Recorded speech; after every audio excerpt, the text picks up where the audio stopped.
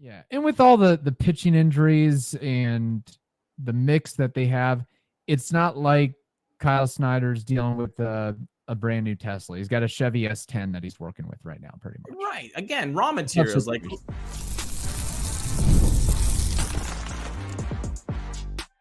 You are Locked On Rays, your daily Tampa Bay Rays podcast. Part of the Locked On Podcast Network, your team every day.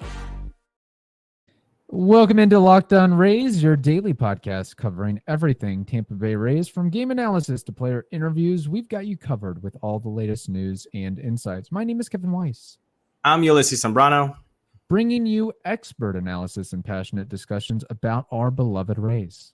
That's right. So whether you're a diehard fan who vividly remembers Longo's Game 162 just like us, or you remember the early Devil Ray days of Wade Boggs or Carl Crawford, we're here to break down every play, every trade, and every milestone. In fact, this is our 6th season covering the Rays daily. In every season so far, the Rays have gone to the playoffs, but probably not here. But in the meantime, grab your favorite Rays gear, settle in, subscribe to our Locked On Rays YouTube channel and other podcast platforms. You can also find us on X and Instagram at Locked On Rays. This episode is brought to you by PrizePicks, the easiest and most exciting way to play daily fantasy sports. Go to prizepicks.com/LockedOnMLB and use code, all lowercase, LockedOnMLB for a first deposit match up to $100. All right, we have a Wednesday mailbag episode for you all, so let's not waste any time here. Let's get into it. First, a voice memo from our buddy, Jack Voorhees. Hey, Kevin. Hey, Ulises. It's Locked On Superfan Jack Voorhees calling to say, have I been mesmerized into believing that Kyle Snyder is the pitcher whisperer? Because maybe I've been gaslit into believing that, because this year it just seems like pitchers go up and they get a lot of hits. They get a lot of hits. They get a lot of walks. They get a lot of home runs. I don't know. And he comes up and he says some stuff to him. Seems like last year he would go up and say some stuff to them, and he'd put his hand up and go, sa, sa, sa, sa, sa, sa, sa. And all of a sudden they'd do exactly what needed to be done. But this year it just seems like a lot of plays happen without anybody on the defensive side being involved except for the pitcher. Pitcher throws a ball and it's a really well hit ball. Just a lot. So I'm just wondering if maybe I just bought into the hype. Is that what it is? What do you think? Raise up. That's great. Yeah. He's got such personality. Thank you, Jack. Yeah, Jack, you do have personality. You got the whispering Kyle Snyder thing going on. That was good. Well. That got me. Okay, so basically, is Kyle Snyder legit or not? He's legit, Jack. He's legit. He is legit. Now, why? Because we've seen, again, we like big sample sizes, right? We do not trust small sample sizes. So when I look back at Kyle Snyder's career with the Rays, mostly has been successful, except maybe this season. And I say maybe this season because they're not elite, or they haven't been elite the whole time. The bullpen has been great since a month and a half ago, 2 months now. But the pitching staff as a whole, this whole 2024 season, it's been pretty meh. 14th in ERA, 17th in FIP, 15th in BABIP, 12th in strikeout percentage, 5th lowest in walk percentage. That's nice. Opponent average, 17th, WHIP, 8th. That's middle of the road for mostly all of those stats. Right. So that should tell us, like, okay, they're not the worst. He's not really like the worst. Ultimately, he's not on the mound either. But I think the biggest point to maybe what you're seeing as a fan, like the noticeable dip, well, what is he working with? Yeah. I mean, when you look at the pitching staff, the pitching staff that we all were like slobbering over last year, you had Shane McClanahan, Tyler Glasnow, Jeffrey Springs, Zach Eflin, and Drew Rasmussen. Amazing, right? Well, Who started this year? Jacob Wagaspack on the rotation, Tyler Alexander, Zach Littell, Zach Eflin was your number one, Aaron Savale for a chunk. Yeah.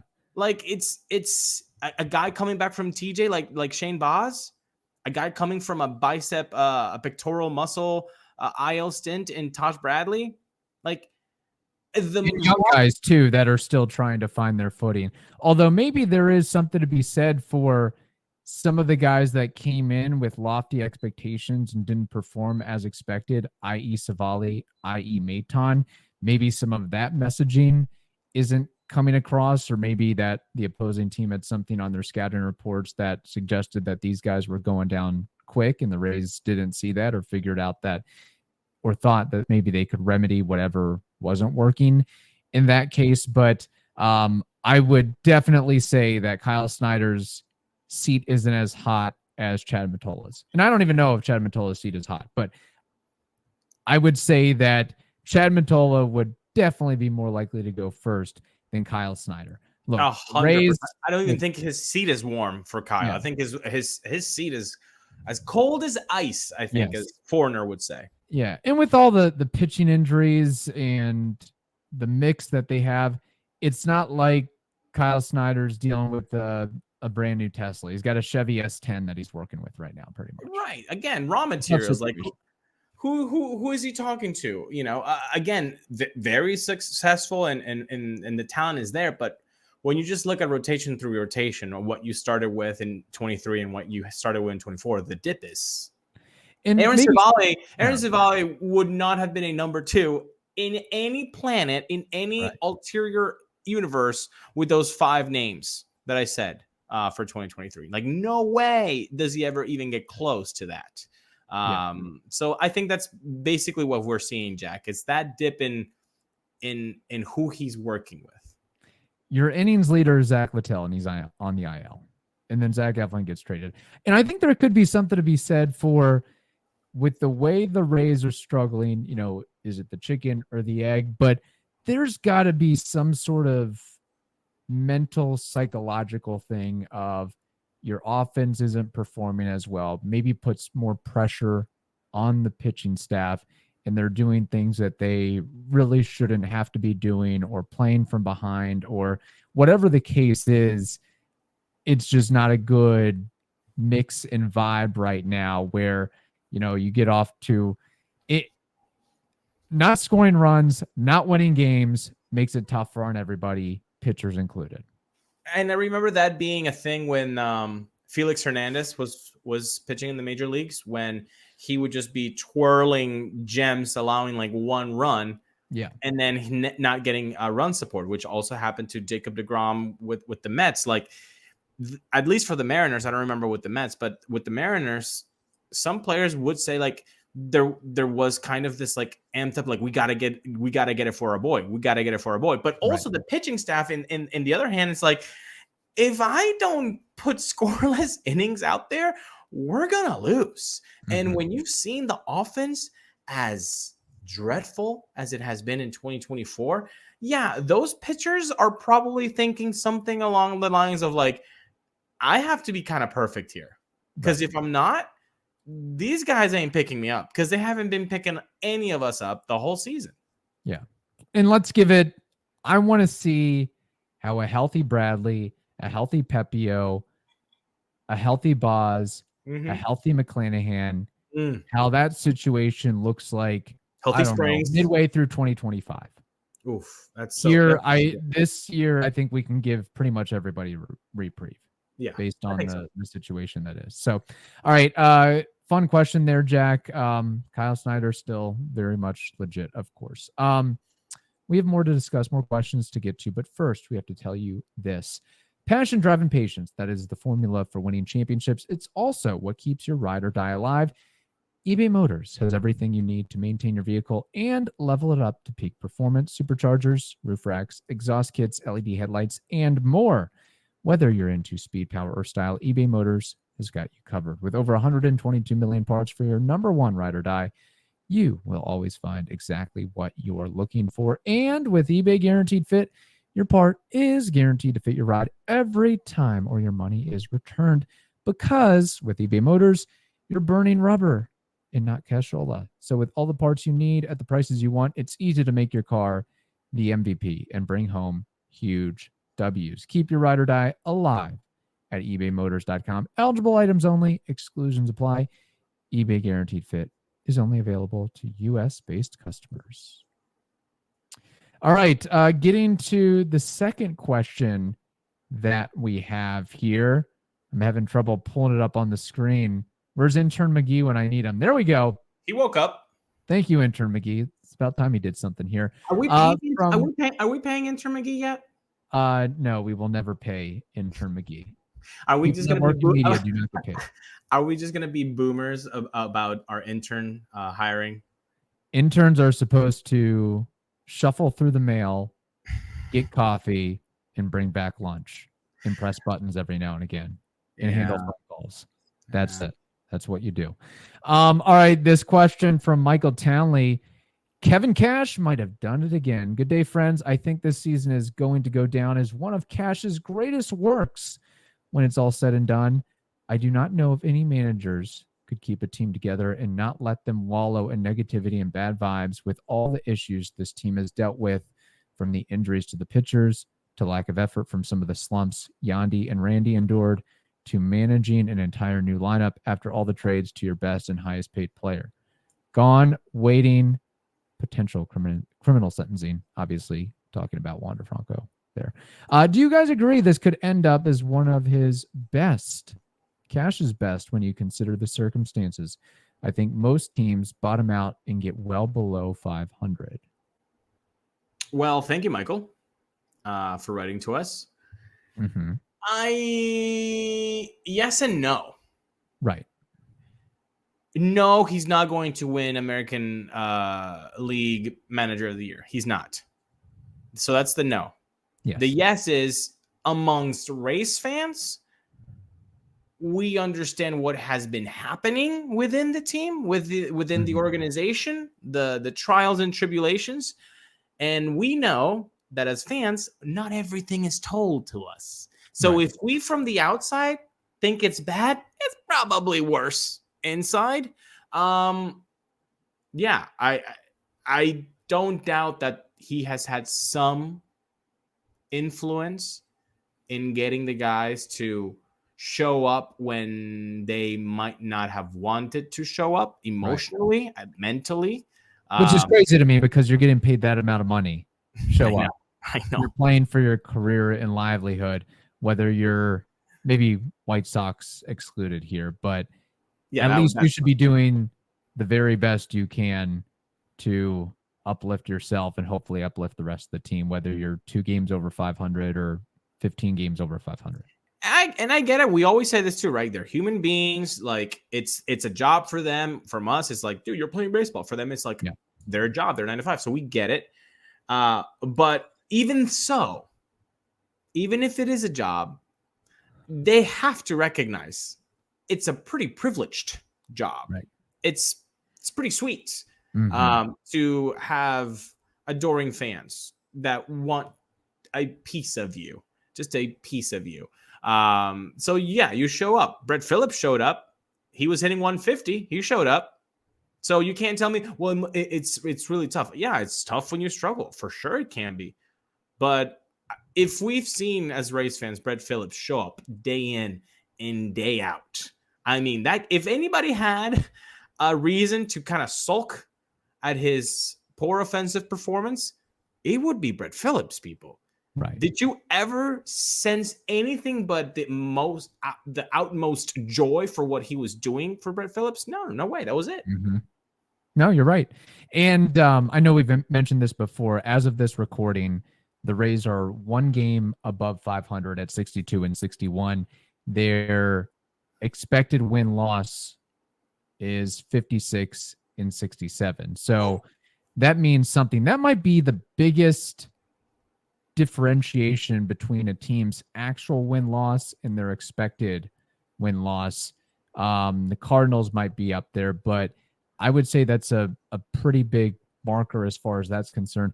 look, I'll just go on record and say that pretty much every year Cash is working, he's doing yeoman's work, because every year there's a ton of injuries. Every year there's roster changes. Every year there's payroll constraints. Every year there's some sort of distraction, whether it's Wander or stadium stuff or, myriad other things. And to his credit, early in the season, a week in, he was like, I don't like the direction that things are going, and guys not really vibing and getting along. And he basically told them, hey, you all need to figure it out and get on the same page here. Otherwise, it's going to be a really, really long 6 months. And, maybe it helped to some extent. Maybe it could be a lot worse. Maybe they could be 15 games under 500 at this point. Yeah, that's what you wonder, right? Like, okay, so he did his job as a manager and he called them out. But my goodness, could they actually be worse than they are? Expected win-loss record says so. I also believe that they had a team meeting coming back from that road trip that they went 1-5 with Milwaukee and another city. I'm blanking out right now, but it was Milwaukee and somebody else. And then they went 1-5, and they had a team meeting, a players meeting, right there, which that tells you something. They wanted to figure it out, but as we have seen, one game over 500, they really didn't figure it out. Yeah. And I think one thing that, makes the job of a major league manager difficult, similar to a manager with hockey, the NHL, or head coach with the NHL, is the language barrier and the language differences between your star players. You don't deal with that in the NFL or NBA. Everybody's speaking English, but oftentimes your most impactful, best players, biggest personalities are Spanish speaking. So finding a way to connect with them and get them playing on their best, when I don't know how, fluid that Kevin Cash is in Spanish, but that can't be easy either. So No, it can be easy to relate to guys, grown men who have a different cultural background than you are. They speak another language. They eat different food. They behave differently, and you're trying to like tell them, hey, maybe you do this way. Like it must be a tough gig, and it seems like most players that come through here have a good experience. So Cash is doing something right, but for sure, I 100% agree with you. The fact that he might not be fluent in Spanish, I think it's a detriment, and yet kind of incredible that he's still able to get as much from his players as he has. Because what you could say is, imagine how much more he could get out of his players if Kevin Cash spoke Spanish. I mean, I've never seen him really speak more than I've seen Randy speak English. You know what I'm saying? Mm-hmm. Yeah. And look, going back to pretty much every year, Cash is doing a really good job. Just look at last year, 2023, when the team won 99 games. Look, we can exclude the playoffs here. That's a whole nother story. But every month there was something really, really bad that happened. Tyler Glass now going down in February with an oblique strain. Jeffrey Springs blowing out his elbow in April. Rasmussen, elbow falling apart in May. Shane McClanahan opting for Tommy John in August. The whole Wander situation that unfolded in August. In September, Siri Rayleigh, B. Lau, and Jason Adam going on the injured list in a span of 11 days. Like, it was hit after hit after hit after hit. Don't believe me? Look at the 26-man wild card roster from 2023 and look at all the new faces and all the unrecognizable names that are on that list. So just wanted to throw that out there as well. So good question there, Michael. We've got another question to get to, but first, Ulises, we have to tell the audience something very important. Very important and very fun, and that's PrizePicks, people. Okay, we've told you about PrizePicks many times, but I'll tell you to you one more time. It's America's #1 daily fantasy sports app with over 5 million active members. You can get in on the daily action with your friends and become part of the PrizePicks community today. Remember, you can win up to 100 times your money on PrizePicks with as little as 4 correct picks. Real quick, Kevin, trivia. Name one player that had the jersey number 4? In any sport? Or No, baseball? Rays. Oh, Rays. Blake Snell. Very good. Blake Snell, 2-time Cy Young winner. That's right. Well, you can make 4 Blake Snell picks. 4 correct picks. Turn $10 into $1,000. That sounds pretty good. Download the PrizePicks app today. Use code LOCKEDONMLB, all lowercase, for a first deposit match up to $100. That's code LOCKEDONMLB, lowercase, on PrizePicks for a deposit match up to $100. PrizePicks. Run your game. All right, getting to this final question. Where's intern McGee when I need him? Man, he is sleeping on the job today. No. Come on, intern McGee. Pull up this last question. Pull it up, man. God. There we go. Thank you, Mr. McGee. Yeah. This question, cannot remember the gentleman's name, but Robin Sheets, I want to say. There we go. Yeah, Robbie Sheets from Instagram posted this. Are the Rays ever going to get a sponsor on their jerseys? Good question, Mr. Sheets. I assume they would one day. I think right now what's happening is the same situation that we saw unfold on the trade deadline when Yandy wasn't traded, when Fairbanks wasn't traded, and when Brandon Lau wasn't traded. Mm-hmm. The information that was being given to them for that trade, for those supposed trades, wasn't good enough.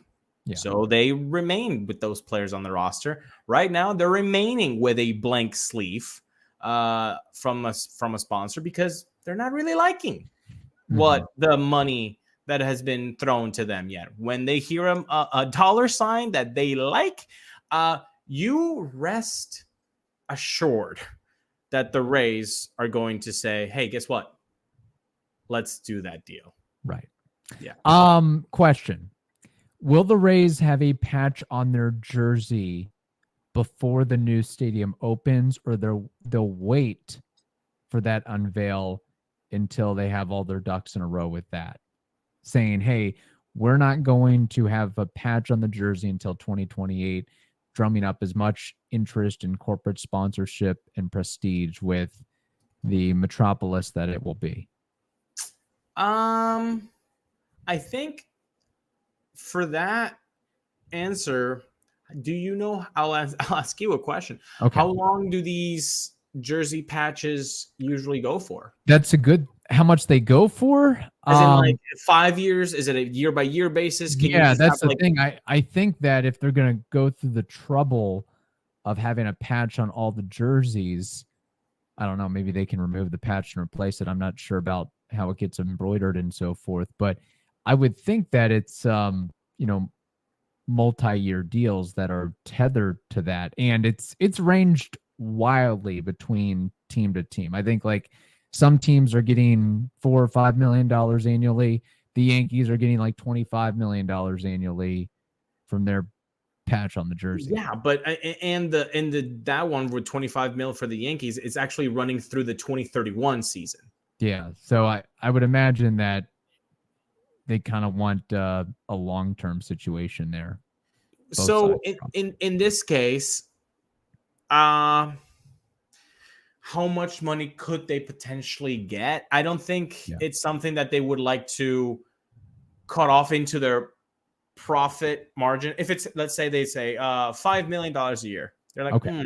But if it runs till 2030, we're missing out on a potential really big sponsor that wants to open up with us in the stadium. Well, let's forego the $5-7 million of 2025, 26, and 27. So on 28, we have the big punch of the stadium, and we can now earn, let's say, 12, 15 mil, and make up the difference of what you missed out on those 3 years with no patches in like 2 years.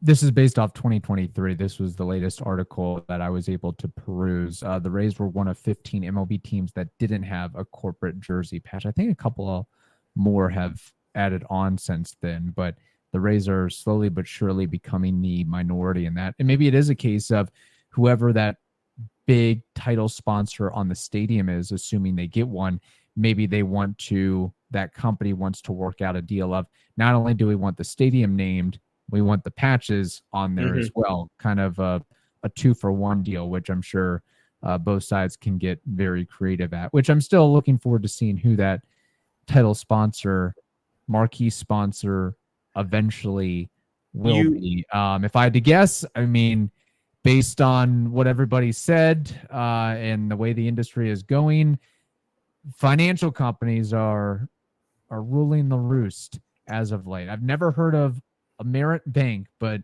suddenly we're seeing them all over the place. You mentioned 2-for-1 deal, right? You get the naming of the stadium and the patch, a 2-for-1 deal. You know who does 2-for-1 deals? Publix. There we go. Yeah, BOGO. There we go. That might BOGO, work. baby. BOGO Tuesday, but they already have Publix Park in Lakeland, though. I don't know. Can you have 2 parks? Wait, actually, let me pat myself in the back there real quick. Good question. Is there a company that has 2 stadiums within one industry or within many industries? As in one NHL, you're called AT&T Park, and then you have something else in MLB called Well, AT&T. the only case that I can see or think of, maybe American Airlines with the Miami Heat and in Dallas as well, or you have those arenas that have multiple teams playing in them. You've got a basketball team and a hockey team playing under the same roof, and you get your bang for the buck there. So that's all I can think of off the top of my head. I know we mentioned Publix a lot, but I don't know how big of a sponsor they are with the Rays. I don't think they are big. Yeah. When I think of Rays and corporate sponsorships, I think of Dex Imaging, Morgan Auto Group, Visit St. Pete Clearwater, Florida Blue, Jabil, Visit Tampa Bay. Like that's kind of what I think of. I think of Louisiana hot sauce, baby. Yeah. Let's go. I don't know if they're selling enough hot sauce to make that worth their while, but no, it'll be interesting to see how it all shakes out. My question too is, if you buy a jersey in the team store, does the patch come on it? I think the patch comes on it, baby. That's part of the deal. That's part of the marketing ploy. So get your jersey today. You're welcome, Bay Republic, for the free plug. We shouldn't do free plugs, but you're welcome, Bay Republic. Yeah, there we go. Bay Republic. Just don't get a name on the back unless it's your own name. So get your own name. I also saw somebody, I think we were at the game and we were talking to some other fans and they had just like 98 with no name. And we're like, oh, you should also put player to be named later. Yeah, something like that. That'd work. PT, NBA, NBL, something like that. Yeah, that would work. Or you just, I guess they sell, I don't know. I don't know that much about jerseys. I guess they sell jerseys without name and numbers. You just get a blank one on them. They do. Okay. I think my City Connect one is like that. Quick question. How do you feel about putting your own last name on a baseball jersey? Yeah, I'm not a fan of it. I'm not a fan either. Yeah. I don't need to be putting my business out there, and you don't play for the team. I never really understood that, quite frankly. I didn't feel it as like a privacy issue. I just think it's a little bit like, come on, fam. Yeah. You're not on the team. It's a little awkward to me, but I guess if you're going to be a lifelong fan, you know that you're staying with the team one way or the other. So how about if the name on the back is like the manager's name, like Madden or Cash? What do you feel about that? Well, Cash is the face of the franchise, and he's going to be in a Rays uniform for quite some time. I might start getting jerseys with owners' names on the back. Nemoli, Sternberg. Yeah, just Stu. Yeah, just put STU, Stu. Something like that. All right. What about Neander? You would just put Neander in the back? Neander could work as well. There's some options out there. Yeah. Or just Rays. I don't know. Tampa Bay, whatever. Yeah, there we go. It'll be a sight to see when that comes to fruition. In the meantime, hope you all have a wonderful day. Stay safe, and we will talk to you on Thursday.